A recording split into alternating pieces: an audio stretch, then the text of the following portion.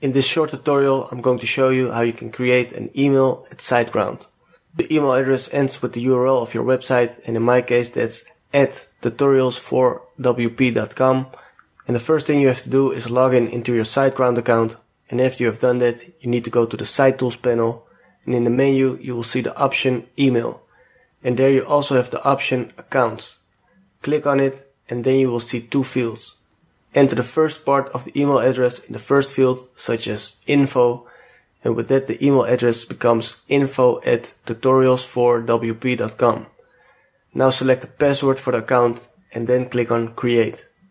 And that was it, and this way you can create multiple email accounts in the same way.